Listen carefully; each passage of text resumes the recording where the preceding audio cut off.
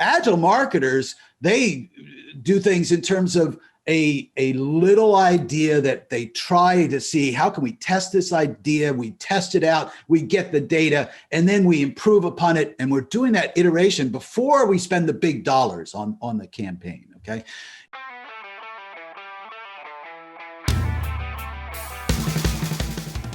Welcome to the B2B Digital Marketer Podcast, a podcast helping you to end your struggle with digital marketing, helping you to pave a new and better path to target and capture your ideal customer. Each week, we teach you how insiders and experts debunk the dreary and become engines of innovation. Now, here's your host, Jim Rembach.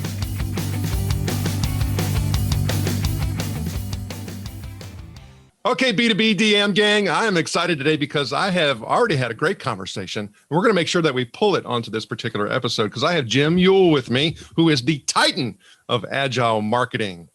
Thank you, Jim. I'm excited too, man. I got some energy today. I'm telling you. So if you could, Jim, tell us a little bit about your background and your experience before we get into some meaty content talking about your book, the 6 disciplines of Agile Marketing and what we need to do differently today. Yeah, well, I've been doing marketing for a long time now, about 30 years. And I started out at Microsoft, spent 12 years there, doing a bunch of different things, working on early versions of Windows, and then a product called SQL Server, a database product. And then I was vice president of all of the server products for my last couple of years there. I left Microsoft in 2001, and I got involved in the startup world here in Seattle. And I did 3 startups here. Really had a good time and a good ride doing that. We took one of them from 30 people to 300 people, and I learned a lot about, how do you scale those kinds of organizations and how do you differentiate yourself when you're small and you're going up against big players, things like that. So for the last 10 years, I have been, the flag bearer for applying Agile into marketing. Agile has been around since 2001 in software development. It's incredibly successful there. Over 90% of organizations who develop software apply Agile to software development. But it's just starting to take off in marketing. And I've been, pushing it and carrying carrying the water for that for a long time now. So that's kind of my background. Well, okay. So that is very helpful, because a lot of folks who may not have had exposure to the tech world may not understand how that connection exists. So thank you for sharing that. Yeah. And so for many of us, who are digital marketers and marketers in general, may not be aware of what Agile marketing is. So if you could, please tell us, what is Agile marketing? Yeah, so Agile marketing is an approach to marketing that takes its inspiration from that software development Agile marketing, okay? But it takes a little bit of a different approach, okay? So it's things like adapting to change over following a plan, okay? It's about iteration over campaigns, rather than do a big campaign and sort of what I call a one and done campaign, where you're running the campaign and then you come back with the data and you declare victory. That campaign was great, but you go on to the next campaign. Agile marketers, they do things in terms of a little idea that they try to see, how can we test this idea? We test it out, we get the data, and then we improve upon it. And we're doing that iteration before we spend the big dollars on the campaign, okay? It's a relentless focus on the customer, okay? And the customer experience, which you and I talked about earlier, that's a real part of Agile, okay? And it does use some of the processes that the software developers use, but adapted for marketing. Because one of the things that I hear from marketers all the time is that we don't have enough resources, right? And when you don't have enough resources, the thing you have to do is prioritize. And Agile gives you a way to do that, a way to think about how you prioritize things and how you get things done. So it's a way of getting things done. Well, as you're talking, I may start thinking that, well, this isn't relevant to me because I'm not a marketing team. I don't have that. And, Yeah. and I think it's important to note that there's even if I'm a solo, I could benefit from Agile marketing, can't I? Yeah, Absolutely. I just got through teaching a class to credit unions nationwide. Okay. And many credit unions are small and they have one marketing person. Okay. I would say half the audience of that class was singletons, people who are they're it as far as the marketing organization. And they still have to prioritize. They still have to tell somebody, here's where the work is. They still need to, instead of running these big campaigns, do some iteration and figure out what works and what doesn't. So all of those things still apply, and all the techniques that I teach in there will apply. Now, there are some things that won't, okay? Like my second discipline is how do you structure the marketing team, right? That obviously doesn't apply if you're a singleton. So skip that chapter and go on to the next thing, and that's okay. I would actually add, it may be a scenario where maybe I'm not making a structure, but maybe it gives me an understanding, that there are different disciplines, and this could be other people, because even though you talked about the credit unions example, I am even thinking about it from a perspective of being an entrepreneur, and I'm a solopreneur, and I still need to understand that there's different disciplines, because I hear this all the time. For example, people will say, well, hey, I'm a digital marketer too. And I'm like, okay, I understand. But this is what I do. I'm a growth specialist. Right. That's right. There's a difference. So what is your specialty? Right. Yeah. So the other thing is that even if you're a singleton, you probably use some outside resources to get stuff done that you can't. Okay. And how do you coordinate with them? How do you figure out, okay, the work is going to depend on them getting things done in a timely way. And how do I track that? And how do I, work all that into my process? Okay. So sometimes you're a virtual organization, right? You have people who are not part of your organization, not part of your team, but you need to kind of manage the whole thing. And that's something that you can do. And we talk a little bit about that in the book. And that's a vital scaling scenario. So because regardless of what you're attempting to do, if you're focused on growth as a primary objective and outcome, at some point you're going to come to the realization that you cannot do it all yourself. It's just not the way that it works. Yeah. Yeah, okay. Absolutely. So when I start thinking about agile marketing, and in the book, you talk about, the 6 disciplines that are necessary. So, I mean, for me, I'm asking myself, and I'm sure listeners and watchers are like, what are the 6 disciplines of agile marketing? And I'll read those real quick. You have alignment, structure, process management, validated learning, adapting to change, and then creating remarkable customer experiences, which we talked about. And then you said also in the book that in order for individuals or organizations to be able to take advantage of agile marketing, there's 4 shifts that need to occur. Right. So again, it's like, what are the 4 shifts that marketers need to do in order to be successful? And that they need to move from outputs to outcomes. They need to move from campaigns to continuous improvement. And I want to talk a little bit about that a little bit more. Yeah, that's a big one. And then we need to move from internally focused to being customer focused. Yeah. And then we need to move from top-down decisions to decentralized decisions. So let's go back to the campaigns to continuous improvement, because when you were talking about that, somebody could get the impression to say that don't run any campaigns anymore. I don't think you're really saying that. No, I'm not saying that. What I'm saying is don't huddle in a room and figure out we're going to spend all this money on this big campaign without any data about how the campaign is going to be received. Okay. Instead, get a little idea. Okay. Go out there and test that idea with some real customers and get the data about how it's received before you start spending the big bucks. Okay. And once you do that first little test, then optimize it. Okay. You want to make sure that you optimize things before you spend a lot of money on it. Okay. So that's really what I'm saying. I'm not saying you don't run campaigns. Of course you run campaigns. That's part of what we do as marketers. Okay. But you don't do it just based on lots of internal meetings about what we think the customer wants. Okay. We need to know for sure. That's one of the reasons why I call it validated learning, right? I mean, it's not about what we think the customer knows. It's about what we can validate that the customer is actually going to do. It's all based on customer behavior, not on what we think about the customer. Okay. And as you're saying that, I have to think, and I would love to get your insights and experience on it. And when I think about what is a marketer's biggest Achilles heel, or what is a marketer's biggest fear or risk? And to me, it's that. Yeah, I mean, it is. It's like that old saying that I think it's attributed to Mark Twain, although there's no evidence he ever said it. It's not the stuff that we don't know that gets us into trouble. It's the stuff that we know for sure that just isn't true that gets us into trouble. And I think that is the marketer's Achilles heel, is that I just know our customers are this, whatever it is. Okay. And then that turns out not to be true. Okay. And so you're sitting there pushing, this sort of thing. And customers are saying, that's not it for me, okay. That sort of thing. And I think it's important to note too, because here's what I often find is I may have done some validation, done some testing, and I lay it out. And then I have some executive with power that says, right. Oh, no, that's not the way we should do it. I'm like, yeah.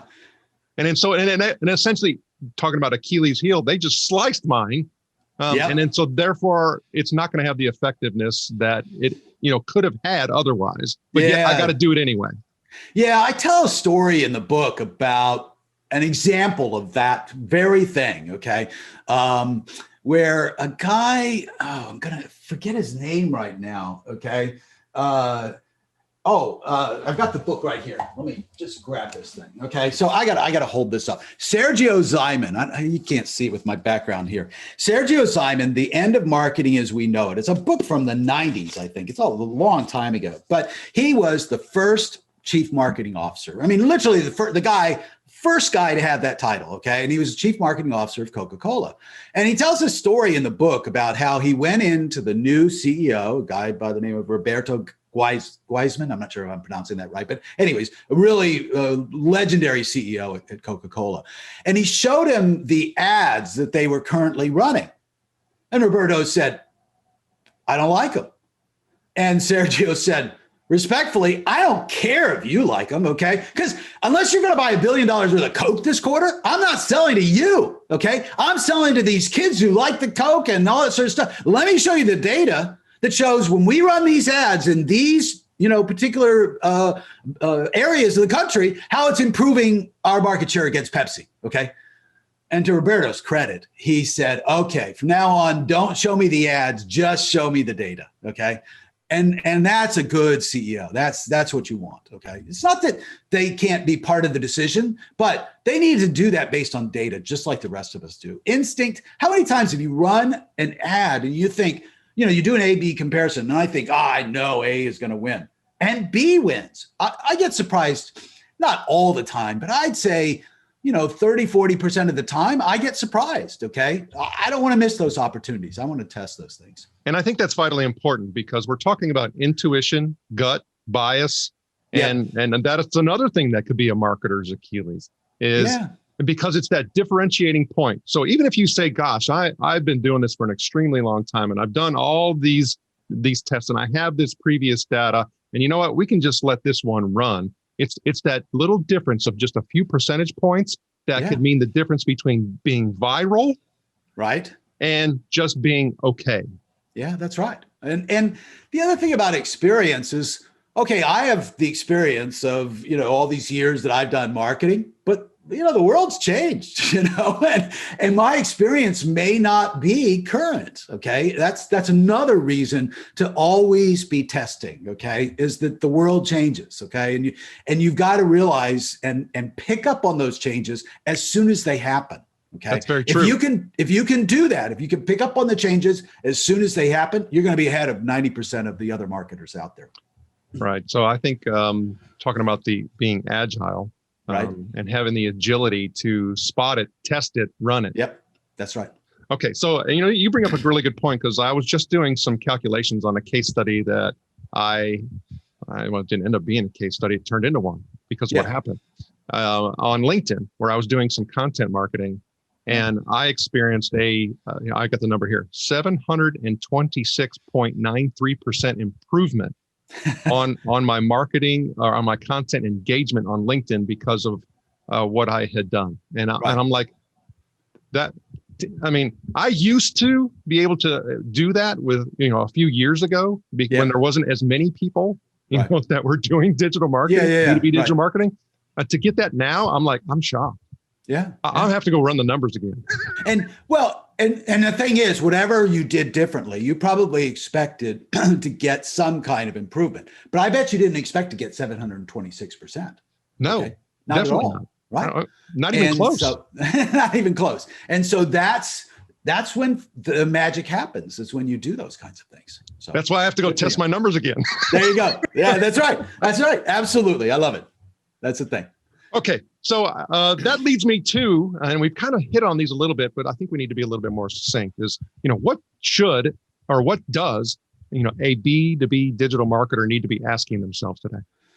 Yeah. So I got to say the first question, which is about Agile. Okay. So last year is actually kind of a watershed year for Agile applied to marketing. Okay. I mean, people in February, say in January of 2020, okay, they wrote their marketing plans for the year, and then came COVID and whoops, that's out the window. Right.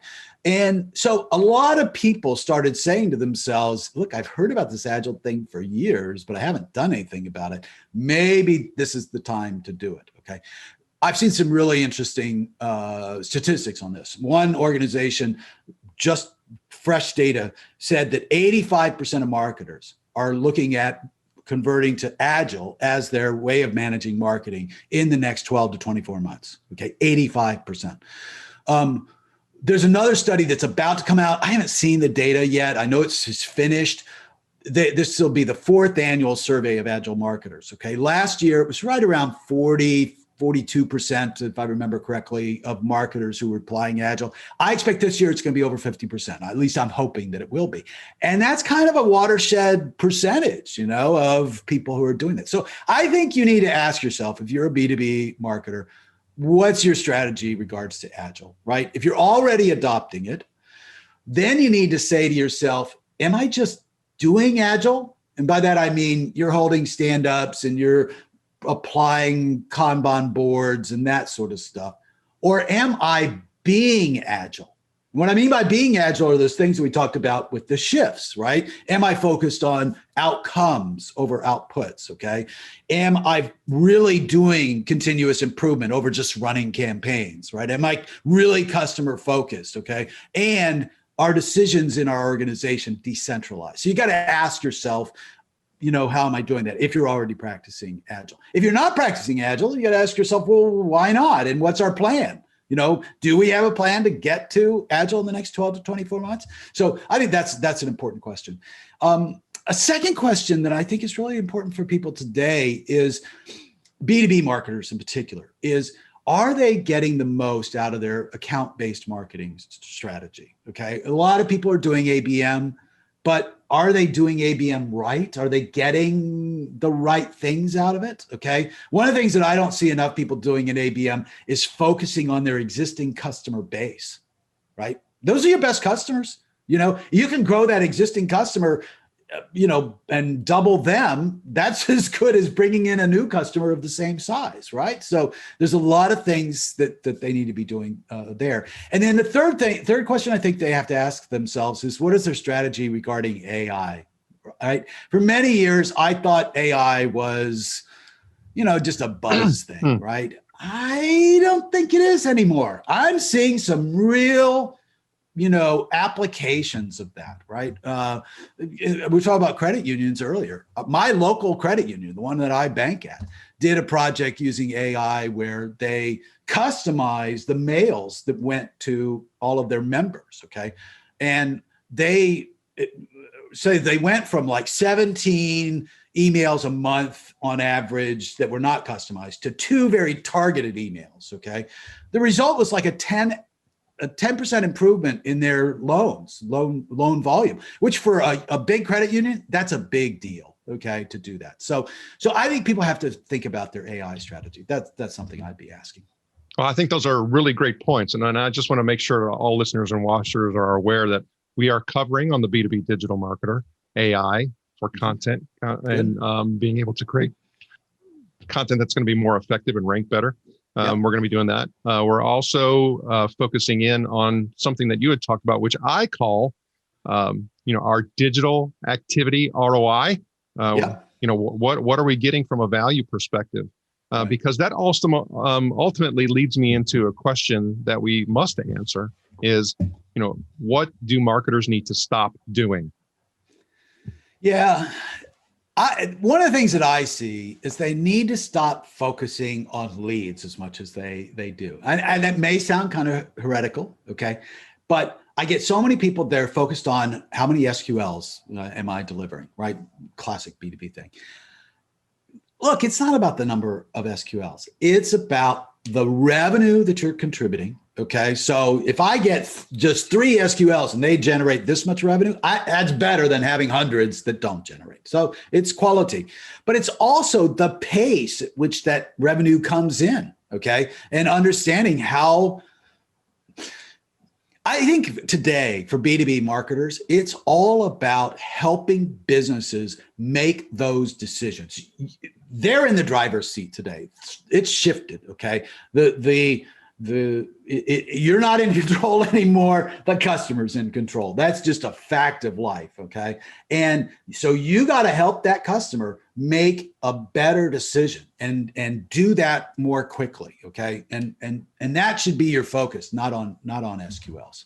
Yeah. And so there was a statistic, and it wasn't in the report, but I was able to take the data from the report and be able to calculate that there was 130% increase in the search phase in a B2B buyer's journey. So think about that.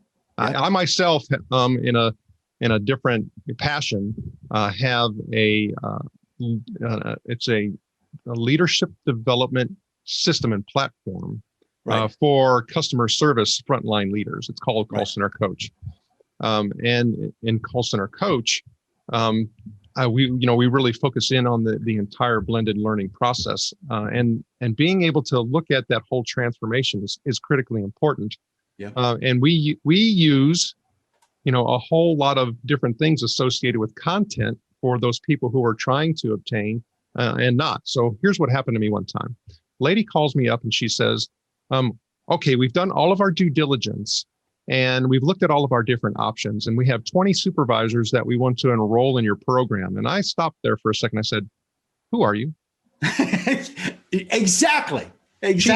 She made their company, this is committee, made a purchase decision without me being involved at all.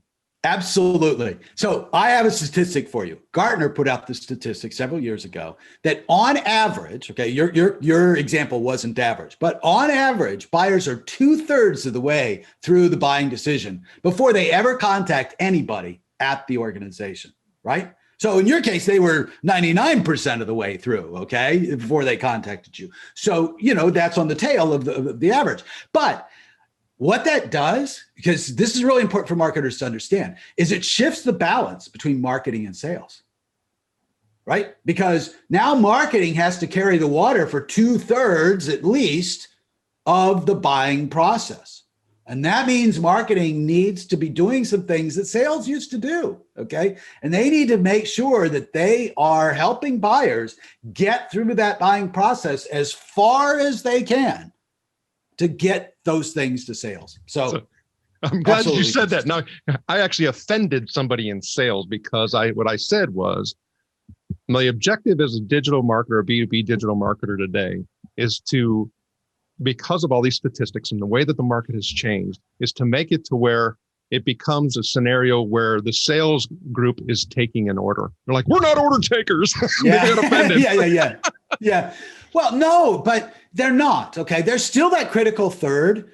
And, a lot can happen to screw up the sale in that last critical third. So they are absolutely critical. But one of the things that has to happen is there has to be better integration between marketing and sales. If you're doing something where you're just tossing SQLs over the wall, you're doing the wrong thing. Okay.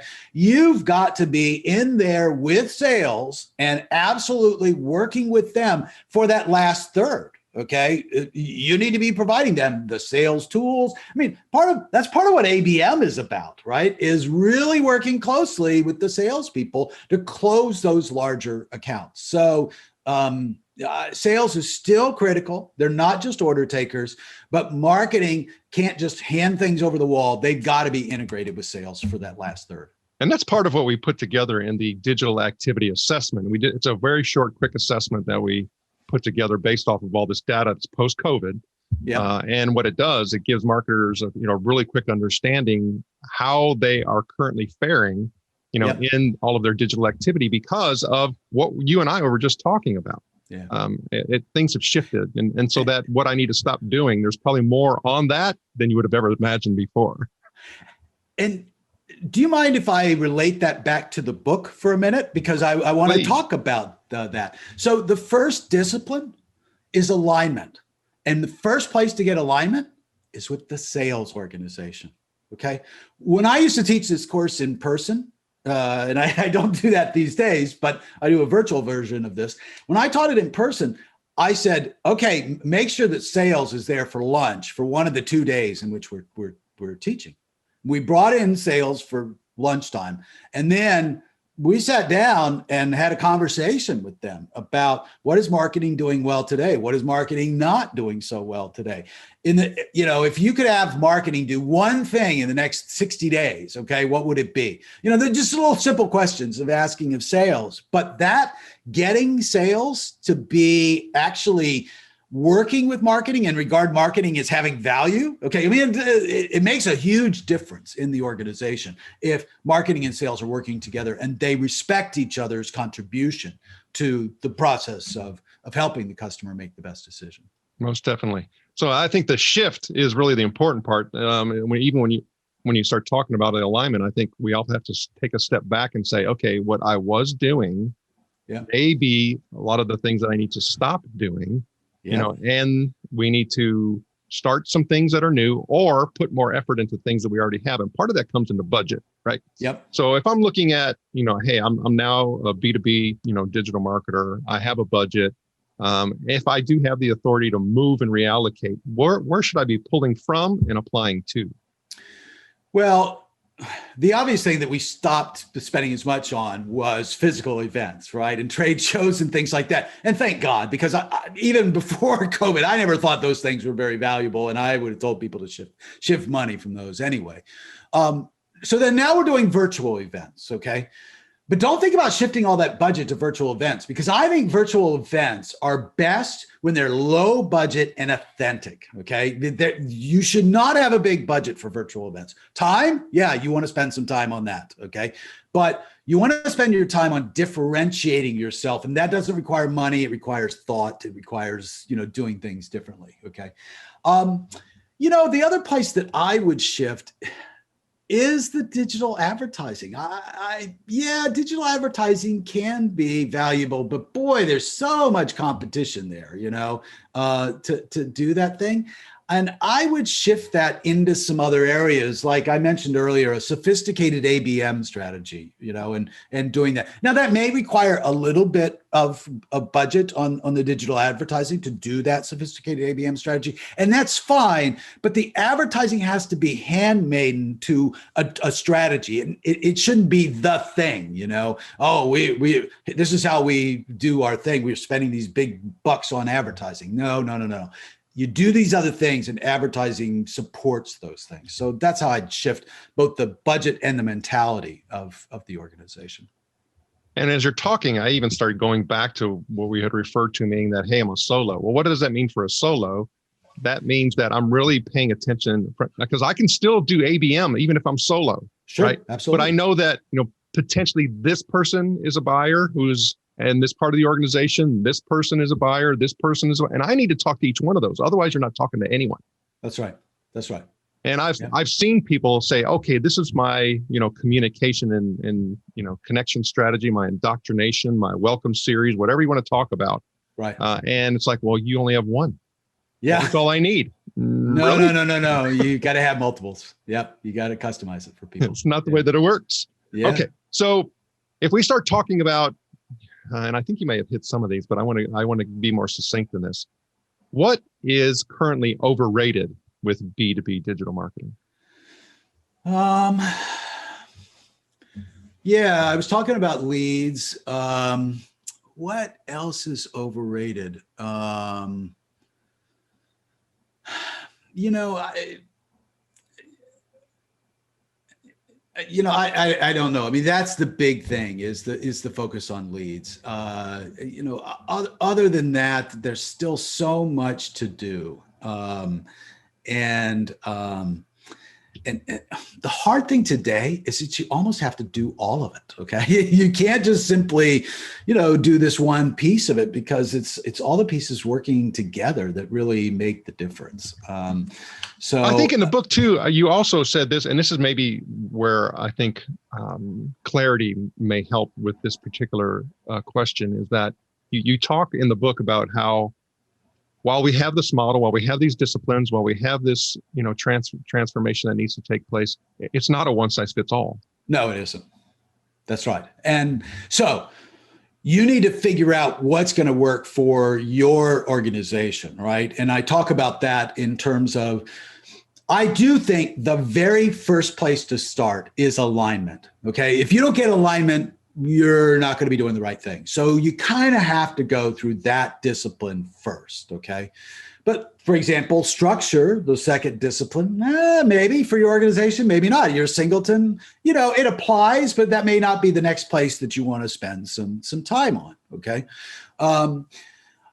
Another one is validated learning. I think it's one of the most important things out there. People would talk about growth hacking. It's a good buzzword, but the truth is that it's not about hacking, customers. It's about constantly delivering value. And how do you do that? You learn what customers really want. You validate your assumptions about customers, and you're constantly checking on those things. Okay. So I think if you do nothing else, okay, if you focus on that validated learning, that's another important place to start. But, maybe for you, the biggest thing is the customer experience. So that may be, maybe you start there next. Okay. So I don't think that there is a one size fits all. You got to do it in this order. Okay. You got to do what's right for you. And maybe you do the customer experience part, and then you validate the parts of that customer experience. And so you flip the order of those, and that's fine. Okay. I do think that it is important to think about that difference that I mentioned earlier about being agile versus doing agile, and thinking about the shifts, not just doing all of the process of agile. I see too many people who say, we're practicing agile because we're holding daily stand-ups, right? And that sort of thing. No, that's not enough. It's not going to get you where you want to go. Okay. You're not going to be agile in the dictionary definition of that: fast response to change and adapting to these different things. If you're just holding daily stand-ups, it's not enough. Okay. So you've got to figure out, how are we going to change the culture and the mindset and the behaviors that people do? Okay. And it all comes down to, how do people make those individual little daily decisions that add up to, a culture? Because the culture is a bunch of individuals making little decisions. Okay. And they make decisions based on the values and what the organization says that it values. Okay. If the customer talks happy talk about, yes, we value customers, blah, blah, blah, but every single decision is in favor of the organization and against what is best for the customer, people pick up on that really quick, and they're going to make the decisions that, are the wrong decision for the customer. So you have to make sure that you not only express the values, but you walk the talk. Okay. You got to make sure that you help people understand that every decision they make affects the customer and what they're trying to do. So you've got to make that happen. Well, as you're talking, I started wanting to ask a question, what is hacking in marketing, or how do you hack in marketing? And for me, I think the mindset of hacking in marketing is really important. So if you think hacking, for example, is taking shortcuts, you will find that it's going to have a boomerang effect. Yeah, I mean, you're going to miss something. You're not going to get the results that you would desire, or that you could have received. So I think hacking is really about, from my perspective, about doing it correctly, because what ends up happening is you will move faster. You'll get more marketing velocity when you do it correctly. Yeah. Scott Brinker wrote a great book about hacking marketing. Okay. And what Scott talked about is not taking shortcuts. It's about applying the best of what some of the technologists have done to marketing, right? So, using some of the same techniques and some of the same technologies, and how do you take these things that have worked in other disciplines and apply them to marketing? That's what really hacking marketing is about. Okay. And if that's what you're doing, man, I'm all for it. If you think hacking is a shortcut to trick the customer, forget it. That ain't going to work. Definitely not. Okay. So then that leads me into, really looking at, how does a B2B digital marketer be a disruptor? Yeah. So, the short answer is you need to fail regularly. Okay. You need to fail often. Okay. If you're not failing, you're not taking enough chances. You're not doing enough things that are different from other people. Okay. What I tell people is think about how you budget your time. Okay. Because your time is the most valuable thing. It's not your dollar budget. It's your time budget. Okay. And I tell them, you should be spending no more than 40 to 50% of your time on the baseline stuff that keeps the lights on and keeps your business going. Okay. Yes, that's important. You got to do that. Okay. But it shouldn't be consuming all of your time. If it is, something's wrong. You got to find a way to do that more efficiently and effectively. Then you should spend 25% of your time on optimizing the things that you're doing well. And you got to optimize all the time, okay? That thing that you did in LinkedIn that got you the 726% improvement, that comes in that 25% of the time, okay? So you got to be doing that. And then fully 25% of your time, and nobody spends this much time. I've yet to meet the customer who spends a full 25% of their time disrupting, doing totally different things, doing things that 7 or 8 out of 10 of these things are going to fail, okay? But the 2 or 3 that work, those are the things that are going to make all the difference and make you grow and make real things happen in your business. So you need to find at least 25% of your time in disruptive type things and innovative type things. Well, you hit on a really important point that I'd like to add on, because some people could potentially take away and say, hey, I just need to go make mistakes and it's all okay. And that's not it, because because it starts affecting your time issue as well as your money issue, your credibility issue, the trust issue. And so you have to be a little bit more disciplined in deciding, of the things that I am going to attempt, to test, which may result in a failure, that I have some, discipline, and it's more of an educated type of guess. But then also I think you need to test some assumptions, right? Yes, that's right. And the other thing is you got to fail in small ways, okay, that are correctable, right? You can't do these big failure things that are going to take all your budget and all that sort of stuff, right? I mean, you need to run the smallest possible test you can to test out this new thing, okay? It shouldn't be a big budget thing. It shouldn't, take all of your time, all that sort of stuff. You just want to run this small thing to see, hey, is this going to work, right? And don't say anything about it in advance, right? Don't set up expectations about this thing. And the ones you want to talk about are the ones that start to work, okay? But you got to start small, start tiny. Start with a tiny little test. This is concept from the lean startup of the most minimum viable product, right? Okay, well, it's not a product at all. It's a test is what it is. We need to think about that from a marketing point of view. What's the minimum thing that we can test of this crazy idea? So we're not risking a lot, okay? And we're not, setting up a big failure that somebody's going to pay attention to. We're trying out a little thing. And if it works, then we're going to publicize it. Okay, so the clarity, because I worked for an organization where we measured the customer experience for more than 15 years. And this would always come into play when people start talking about statistics and sample sizes and things like that. So we don't want to go too tiny. So for us, when we started looking at samples and started looking at normalization of data and when do things kind of level out, when can you start seeing a pattern? Right. I mean, you really need to get up, in your sample sizes to be above 30. right? And then even of the samples, you have to look at who are you sampling, what's your population. So you can't, you have to have some discipline around statistical testing as well. Yeah, you do. And the number depends on how many people you interact with. 30 is a good number for B2B. Okay. But if you're doing large scale things and you're talking to thousands of people, you may need a larger number. I don't think you have to get to the 95% confidence interval, which is the usual thing for statistics.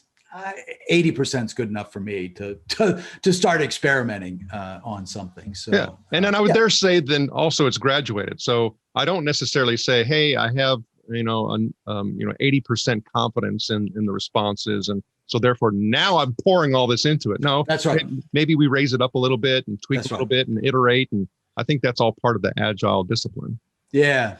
I liken it to the old Battleship game. Did you ever play that game? Oh, yes. Yeah, right. So you need to be doing things that are sort of locating the ships, okay? And then you bomb the ship, you wipe it out, okay? And so what that means is you need to be doing in your marketing some things that are exploratory, and that they're exploratory, and you're not expecting to get a 95% confidence level, and you're not expecting to get, huge changes or whatever. And then you have to do things that are the optimization. That's when you found the ship, you found the channel, the new channel that has some promise, and you're optimizing it for that. So you need to have this mix of exploratory and optimization things that you're doing. Most definitely. Jim Mule, man, we also are going to have a little giveaway. If people go to B2B digital or B2BDM.com, and you can just do a search for either Agile Marketing or Jim Mule, which is EWEL. You'll get access to a guide to Agile Marketing. We're going to make that available as well. And we'll also have some other tools and resources on Jim's show notes page as well, including a link to his book, The 6 Disciplines of Agile Marketing. Jim, I've had a great time with you today. Can you please share with the B2B DM gang how they can get in touch with you? Yeah, so you can reach me at jim@agilemarketing.net. Okay, just send me an email or go to my website, agilemarketing.net. Okay. Jim Mule, thank you for sharing your knowledge and wisdom. And we wish you the very best.